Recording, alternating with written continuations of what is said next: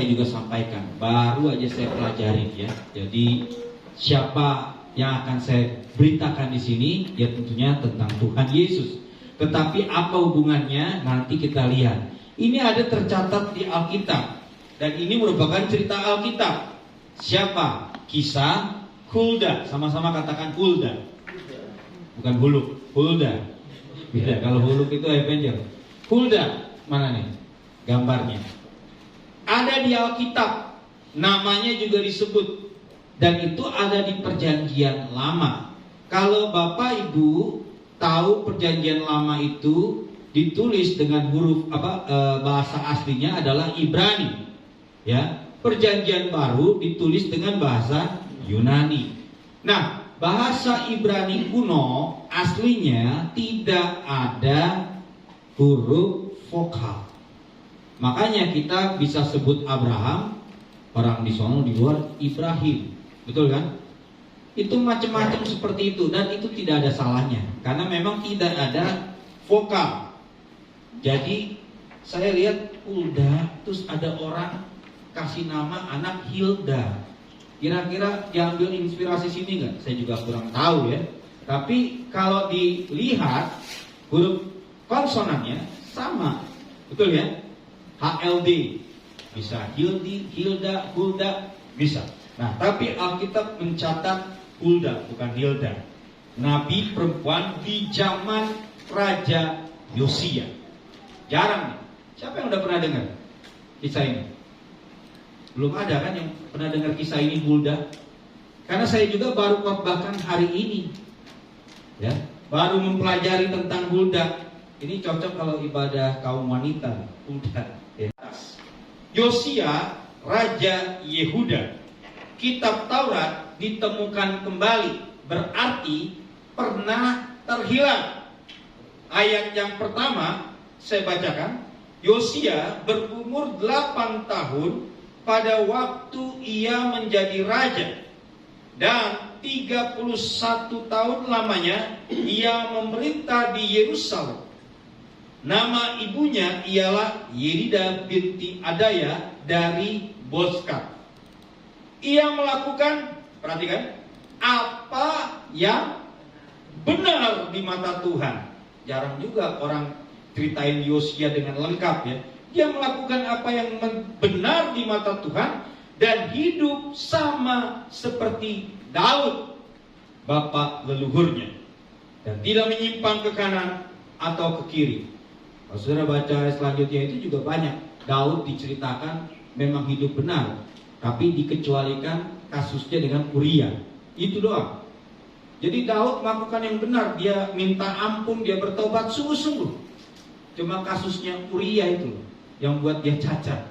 Ya, di Alkitab ada 2 orang tokoh besar. Saya nggak bilang tokoh yang lainnya, ada. Yotam juga tidak ditemukan, tapi tokoh besar ada Daniel dan Yusuf yang tidak ditemukan ininya, negatif.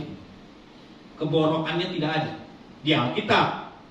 Tapi dalam keseharian kita nggak tahu. Betul ya? Karena cuma Yesus yang sempurna. Amin. Ya, itu aja yang saya tahu. Cuma Yesus yang sempurna. Daniel maupun Yusuf pasti ada kesalahan mereka yang tidak ditulis di Alkitab. Daud ditulis, Alkitab jujur. Tetapi tentang Yosia juga dia melakukan apa yang benar di mata Tuhan selama hidupnya. Seperti Daud, tidak menyimpang ke kanan ke kiri. Saya mau baca ayat selanjutnya, ya. Kita dari sisi-sisi yang lain yang kita nggak paham. Mungkin ketika kita tidak hitung-hitungan untuk menolong orang yang mungkin juga kita nggak kenal, atau kita juga tidak tahu lebih mendalam, bisa jadi dia penipu. Tapi ketika kita tulus menolong, yang melihat adalah Tuhan. Dan dia, ketika kita tidak hitung-hitungan untuk melakukan kebaikan demi nama Tuhan, Tuhan tidak akan memperhitungkan. Ini dia ayatnya. Tuhan tidak memperhitungkan. Yosia juga tidak memperhitungkan karena mereka jujur, dapat dipercaya. Itu yang penting. Saudara gini, kalau saudara bos, saudara lebih pilih karyawan yang pintar atau yang jujur? jujur dan pinter Pak. Kalau betul ya, betul kan? Ya itu bagus. Tapi sekarang ini kan sulit. Yang tadinya jujur, pinter, ketika dipercaya malah nggak jujur. Nah itu para pejabat banyak seperti itu. Udah duduk, lupa berdiri. Korupsi terjadi. Awalnya tidak. Karena susah sekali untuk seperti itu. Dapat terpercaya, dipercaya. Ya. Kalau bisa sih dua-duanya. Tapi kalau tidak bisa, lebih baik karyawan yang jujur. Jujur bisa dikasih pelajaran. Tapi kalau dia pintar, akhlaknya pintar, dia tidak jujur, malah dia bejat atau jahat. Ayat yang ke-14 di pasal yang sama. Sini baru nongol. Nama siapa? Huda. Sama-sama kita baca ya. 1, 2, 3. Maka pergilah Imam Hilkiah, Ahikam, Akbor, Safan, dan Asaya kepada Nabiah Hulda, istri seorang yang mengurusi pakaian-pakaian, yaitu Salum bin Tikwa bin Harhas. Nabiah itu tinggal di Yerusalem, di perkampungan baru. Mereka memberitakan semuanya kepadanya. Cukup. Nama siapa di situ? Hulda. Nabiahnya namanya Hulda. Siapa nabiah sebelumnya? Ada nggak yang awal di Israel? Pernah saya ini bahas kakaknya Musa, Miriam. Dia juga nabiah, betul nggak? Tuhan langsung berbicara kepada Miriam, Harun ketika dipertemukan, betul ya? Itu kan nabiah juga. Nah ini nabiah namanya Hulda. Nah, Hulda ini istri dari orang yang mengurus pakaian-pakaian, wardrobe, bagian wardrobe, gitu ya. Kostum, yaitu Salum namanya, anaknya Tikwa, Harhas. Nah, Nabiah itu tinggal di Yerusalem. Hulda tinggalnya di Yerusalem, berarti dia warga kota Yerusalem. Sama sama kita sih, nya warga kota Yogyakarta, sana Yerusalem, jauh ya. Nah, Nabiah itu tinggal di Yerusalem, di perkampungan baru. Mereka memberitakan semuanya kepadanya. Siapa mereka itu? Tadi di atas, Imam Hilkiah, Ahikam, Akbor. Ini para imam ini, bukan imam besar ya, para imam. Kalau Tuhan suruh, walaupun kita imam, ya kita harus merendahkan diri, betul nggak? Jangan kita siapa dia, ya cuma istri tukang ini kostum, ngapain kita ini? Jangan. Saya sebagai hamba Tuhan belajar Alkitab bertahun-tahun melayani. Ketika ada suara Tuhan melalui orang yang gak diduga, tapi suara itu benar, betul ya? Kita harus hargai. Jangan kita sepelekan. Ingat Daud, pertobatannya dikatakan oleh siapa? Nabi siapa? Nathan. Siapa dia itu Nathan? Raja Daud terkenal, hebat, posisi tinggi. Kalau dia gak anggap Nathan bisa mati, betul? Nabi Nathan bisa dibunuh langsung. Tetapi Daud, seorang raja, dia menghargai apa yang disampaikan oleh Nabi Daud. Karena benar, walaupun itu keras ya. Keras tuh. Yang disampaikan Nathan itu, anakmu akan mati.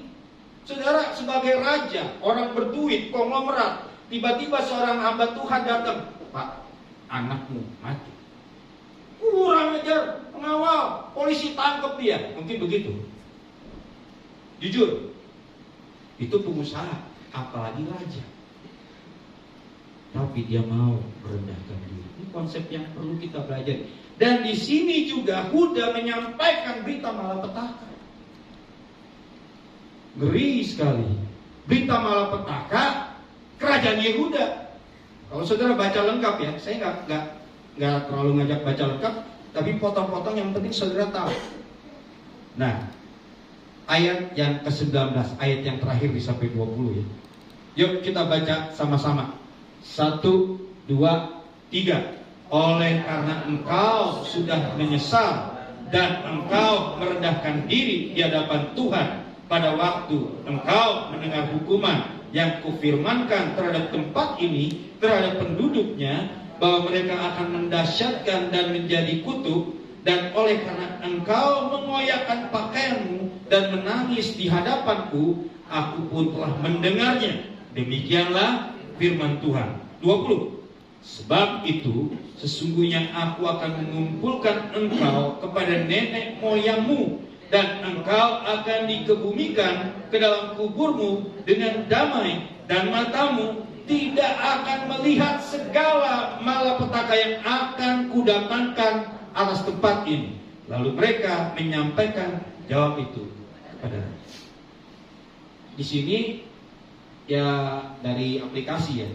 Kalau saya tulis di slide ayatnya, saya garis bawahi kata menyesal dan tidak akan melihat.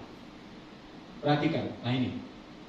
Oleh karena engkau sudah menyesal, banyak orang berdosa tidak menyadari dosanya. Enjoy aja. Udah sensor Roh Kudusnya udah gak ada. Kalau ada sensor Roh Kudus, dia tahu salah, dia menyesal.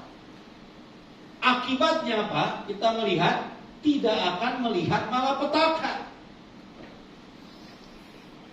Pelajarannya saudara, slide berikut. Pelajarannya apa? Yosia dilantik menjadi raja pada saat ia berusia berapa tadi? 8 tahun. Anak tinggi, anak masih kecil. Masih SD kelas 3 mungkin, kelas 2 ya. Kok bisa jadi raja? Itu lihat gambarnya. Jadi raja masih kecil. Ya. Meskipun muda, perhatikan, meskipun muda, ia melakukan apa yang benar di mata Tuhan dan hidup sama seperti Daud. Saya ingin Bapak Ibu lihat di sini kenapa saya kasih lihat ini. Ada 2 orang ini. Ini siapa? Bukan bapaknya, bukan. Imam, betul ya? Gak tahu lah salah satu imam. Nah, ini siapa? Kemungkinan ibunya atau kemungkinan Nabiah tadi. Tidak ditulis. Tetapi ada orang-orang dekat dengan dia. Perhatikan, orang-orang dekat dengan Yosia di dalam Tuhan. Kalau saudara hidup menjauh dari komunitas, minggu lalu saya sudah terangkan bagaimana perbedaan daripada Petrus dengan Yudas, betul? Sama-sama melakukan kegagalan yang fatal, tindakan yang fatal, menyangkal Yesus, menjual Yesus. Yudas menyendiri, bunuh diri. Petrus di dalam komunitas. Perlunya persekutuan, tidak sendirian kita berjalan bersama Tuhan. Karena Tuhan menempatkan orang-orang itu. Memang tidak disebut Yosia, tapi saudara kira-kira berpikir pakai akal sendiri. Coba Tuhan kasih hikmat kita. Usia 8 tahun, kalau tanpa ada yang bimbing, kira-kira bisa nggak hidup benar di mata Tuhan? Nggak bisa ya, 8 tahun gimana? Tapi 8 tahun udah khatam Alkitab Taurat. Wah keren ya. Kalau Islam mereka juara MTQ mungkin. Ini 8 tahun Yosia. Kenapa? Ada orang-orang sekitar yang menopang. Anak 8 tahun membuat perubahan. Ini dahsyat. Slide berikutnya. Jarang ada. Ada presiden umurnya 8 tahun? Tidak ada. Ini pernah terjadi. Raja Yosia. Makanya banyak orang pendeta kasih nama anaknya Yosia. Gak salah. Itu di Solo, Betani Solo. Pak Freddy Riva. Yang pernah kesana siapa? Masih lah ya? Udah saya kenalkan ya dengan gembala sidangnya sekarang, anaknya Pak Yosia. Betul ya? Ya itu. Kasih nama anaknya Yosia. Karena memang nama ini bagus sekali. Melakukan apa yang benar di mata Tuhan. Dulu pernah gembalanya mana ya? Edisi Pak Yosia Abdi Saputra, Jakarta. Itu juga pernah menjadi calon untuk ketum GBI pada zaman itu, tapi tidak kepilih. Tapi namanya Yosia. Jadi nama Yosia itu baik karena dia melakukan apa yang benar di mata Tuhan. Dengan apa? Yang pertama, lihat slide. Kata menyesal itu Rendahkan diri di hadapan Tuhan. Mau merendahkan diri, dia mengoyak pakaiannya. Saudara baca, dia berdoa kepada Tuhan. Untuk siapa? Dia melakukan yang benar kok, usia 8. Tapi untuk bangsanya. Makanya saya ngajak kita doa keliling. Itu tujuannya bukan untuk kita, betul? Kita pasti dilindungi, kita berdoa sama Tuhan. Tapi buat kota ini, buat orang-orang di kota ini, di Sleman, di kota Kodia, nanti kita ke Pulau Progo, nanti kita ke Bantul. Buat siapa sih kita berdoa? Egois kah? Enggak. Justru ketika kita tidak egois, Tuhan melihat ini orang tidak egois. Saya ingin memberkati. Betul ya? Kita kan tidak hitung-hitungan. Kita jalan itu kan keluar waktu, keluar transport. Tujuan yang rajin doa, betul ya? Keluar waktu, keluar transport. Mendingan buat yang lain. Tapi kita melakukan itu untuk kemuliaan Tuhan. Jika kita berdoa untuk orang-orang yang di jalan, Tuhan, saya nggak tahu dia kenal Tuhan apa tidak, tapi saya berdoa semoga Tuhan menjamah. Kita mungkin nggak ada keberanian untuk langsung menginjil. Kita mau berdoa buat dia. Itu sudah pengorbanan waktu untuk kemuliaan Tuhan. Terus apa? Itu merendahkan diri. Yosia melakukan hal itu. Kita juga sebaiknya seperti Yosia. Yang pelajaran berikutnya, Tuhan bisa memakai siapa saja. Amin. Dalam hal ini Tuhan memakai istri tukang pakaian, tukang kostum, betul ya? Tukang pilih-pilih kostum itu loh, yang ngurusin pakaian-pakaian. Itu si Hulda. Terus Tuhan juga bisa pakai anak kecil, si Yosia, betul ya? Raja Yosia. Oh, dia raja Pak, dia bukan sembarangan. Anak kecil, seorang budak yang tertawan dari Israel, diambil oleh Naaman. Ingat kisah Naaman? Dia sakit kusta, panglima Raja Aram. Lalu dia selulup 7 kali atas perintah Elisa. Siapa yang memberitahu di Samaria ada seorang nabi bernama Elisa kepada Naaman? Gak disebut namanya di Alkitab, tetapi seorang anak kecil yang menjadi budak. Menjadi budak gak enak, saudara, tertawan. Mungkin juga tangkepannya juga gak enak gitu ya. Tapi dia tidak ada kepahitan, si budak perempuan ini. Dia mau menolong majikannya dengan memperkatakan ada nabi di Samaria bernama Elisa. Naaman airnya ke sana, kok disuruh selulup 7 kali di sungai Yordan. Kenapa gak Abana dan Parpar? Jauh sungai yang lebih indah di Damsyik. Tapi Naaman taat 7 kali, bukan 6 kali, 7 kali sembuh dari sakit kusta. Tuhan pakai siapa? Anak kecil. Tuhan juga bisa pakai orang yang sudah berontak kepada Tuhan. Bilangan 12, Harun memberontak kepada Tuhan. Betul? Pemberontakan Harun dan Miriam. Tetapi bilangan 17, tongkat Harun berbunga. Kalau urutannya bilangan 12-17, mana dulu yang kejadian? Bilangan 12. Terus siapa lagi yang menuangkan, suruh tuangin emas lalu jadi anak lembu, katanya begitu. Padahal kan di Pahat, ayatnya ditulis di Pahat, anak lembu emas. Tapi Harun ketika di Pahat Musa marah kan, ini siapa nih, kan Tuhan marah, dia banting loh itu. Iya, kita cuma kasih emas masuk ke dalam api, lalu muncullah anak lembu. Berbohong, udah berbohong, membuat berhala lagi. Harun kerjaannya. Tapi Tuhan perhitungkan, ketika Tuhan pakai, Tuhan melupakan dosa-dosa Harun seperti itu. Tuhan bisa pakai siapa aja. Ya, Tuhan bisa pakai siapa aja. Tapi yang penting sesuai dengan firman. Amin. Tidak akan ada orang yang sampai kepada Bapa kalau dia tidak kudus, tidak bisa melihat Tuhan. Maka kita harus hidup dalam kekudusan, walaupun kita proses. Amin. Ya, proses, saudara, teleos, teman. Proses sanctification, pengudusan, penyempurnaan. Jadi Tuhan bisa pakai siapa aja, anak kecil bisa, perempuan bisa, mungkin orang yang kita gak anggap Tuhan bisa pakai. Amin. Terus apa? Kalau Tuhan bisa pakai siapa aja, tugas kita taat terhadap firman Tuhan. Takut akan Tuhan itu berarti taat. Perhatikan huruf taat, mau dibalik dari kanan ke kiri, tetap bunyinya apa? Taat. No kompromi, no compromise. Tidak kompromi, taat. Itu takut akan Tuhan, bukan takut sama istri. Takut sama istri, di belakang istri bisa enggak taat. Tapi kalau taat, biarpun jauh dari istri, biarpun tidak ada yang tahu di negeri antah berantah, kita tetap ingat sama Tuhan. Taat, itu kuncinya. Dan akhirnya, tadi ayatnya terakhir berapa? Dia tidak melihat malapetaka, artinya luput dari malapetaka.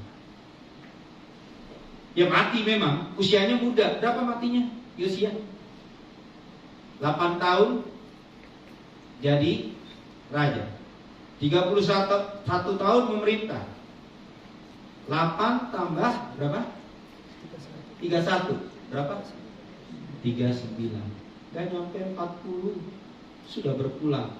Tapi dia tidak perlu melihat malapetaka. Tuhan yang bilang sendiri, firman Tuhan tadi kan. Coba ayat yang tadi tuh, balik slide itu.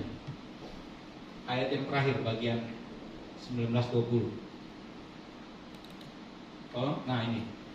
Sebab itu sesungguhnya aku akan mengumpulkan engkau kepada nenek moyangmu, dan engkau akan dikebumikan ke dalam kuburmu dengan ngenes apa damai? Damai. Dan matamu tidak akan melihat apa? Karena dia sudah pulang. Apa sih maknanya? Kita di akhir zaman ini akan ada malapetaka yang besar. Saya tidak bisa bohong, karena itu sudah dituliskan Alkitab. Kalau kesusahan pada hari terakhir sudah kita alami dan sedang dialami, betul? Tetapi akan terjadi Great Tribulation, zamannya Antikris. Tapi kita percaya, seperti Yosia diluputkan, kita diluputkan dengan cara apa? Slide terakhir. Ya, kita diluputkan dengan cara, sama-sama katakan apa?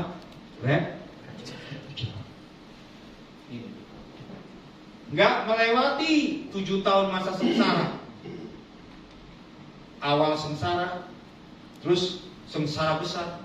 Kita tidak akan melewati kalau kita taat sama Tuhan. Kita hidup dengar-dengaran firman Tuhan. Percaya Tuhan buat semuanya indah. Saya tuh nggak terlalu betah tinggal di dunia, karena yang saya nantikan adalah pulang ke sana. Di dunia ini kita mungkin suatu saat bisa senang, betul? Ada bonus, ada promosi. Pernah ngalamin? Apalagi yang sudah banyak usianya, pasti ngalamin. Wah, masa-masa indah. Tapi semua itu semu, fana, karena suatu saat kita akan kembali. Yang enak-enak, terlalu enak di bumi, terlalu betah, mungkin karena dia banyak hartanya. Oke, dia betah.